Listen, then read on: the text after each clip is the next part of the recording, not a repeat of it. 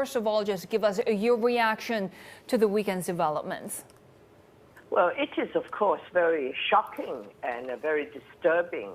And as you rightly said, the Chinese government is also insisting that they can interfere in the internal affairs of Hong Kong, which, of course, will spell the end of this policy of one country, two systems. And that's something that they agree with the British when they signed the joint declaration in 1984. And we're supposed to have separate existence from 97 for 50 years until 2047. But it seems all that is now at stake, and the Hong Kong people are very worried.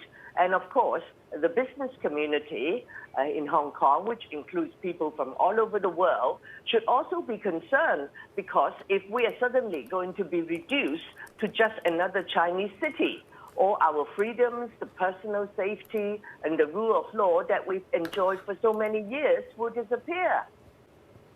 Has the virus outbreak in China and Hong Kong changed the dynamic between Hong Kong and the mainland? Given that Hong Kong really is suffering from this economic slump, will it give a chance for Beijing to reassert itself?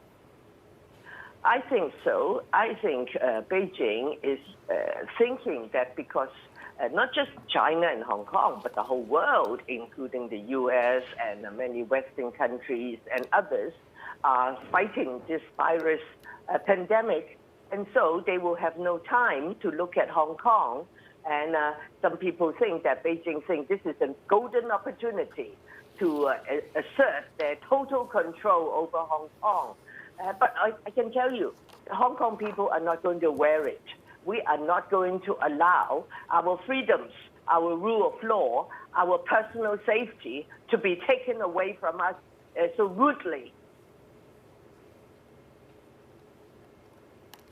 Emily, does it worry you in the sense that we're seeing Beijing on the defensive now, right? It's experiencing, pretty widespread condemnation about its handling. Some say the cover-up and the subsequent, inaccurate reporting of the virus numbers as well. So it's really, in some ways, kind of come under threat when it comes to its position on the global stage. Does that worry you in the sense that it could create a more aggressive Beijing in terms of asserting its authority in places like Hong Kong? Well, of course it could. But if it decides to do that, it would be very wrong. I think China should show the international community that it can act as a responsible member, can be more transparent, more accountable, and follow the code of behavior of responsible nations. So it can go anyway. But if China wants to act in a barbaric way, I hope the international community will not allow them.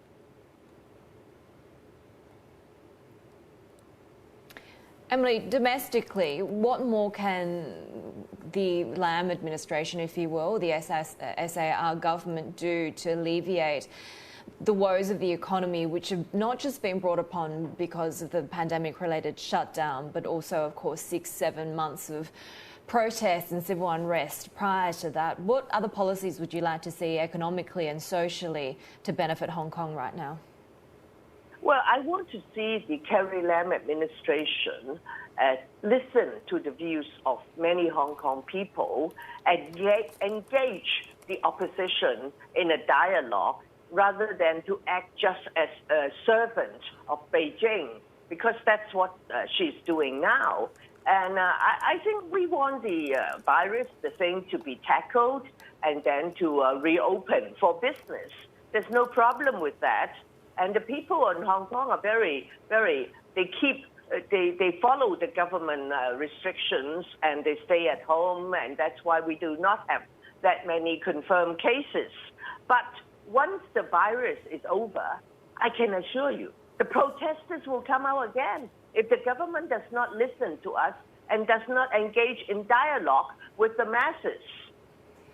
If the tensions continue between the two sides, U.S. lawmakers are already calling on President Trump to review Hong Kong's special trading status. What happens if the special privileges are revoked? Of course, that would be devastating. And some business people say if that happens, then for Hong Kong, the game is over. And we don't want to see that happening. So that's why it's very important for the government here in Hong Kong and in Beijing not to act in violation of human rights. Otherwise, the U.S. administration may invoke the Magnitsky Act to ban these perpetrators of human rights violations from entering the U.S. and freeze their properties and assets in the U.S. I think some of them are very scared about it. And so in order for that not to happen, they have to listen to the people and not to violate their human rights like they did yesterday or 2 days ago, arresting 15 pro-democracy activists. Emily, what would you say to criticism that might come upon these pro-democracy activists and gatherings, that this is the time really to show unity so that Hong Kong, along with the rest of the world, can see to the other side of this global pandemic? Well, actually, you're right. I think many Hong Kong people, including those from the pro-democracy movement, think that the top priority in Hong Kong now is to fight this virus, this pandemic. And suddenly, lo and behold, the government mounted this, big arrest. One day, arrested 15 very prominent pro-democracy activists. So they are not doing it. It's not us. Many Hong Kong people say, they stay at home, they don't gather in big groups. Even now, I don't think people should turn out and gather in big groups and get infected by the virus and be arrested. So we have that priority, but the government doesn't care. Okay, forget about fighting the pandemic. They just want out to cause trouble and arrest all these, activists.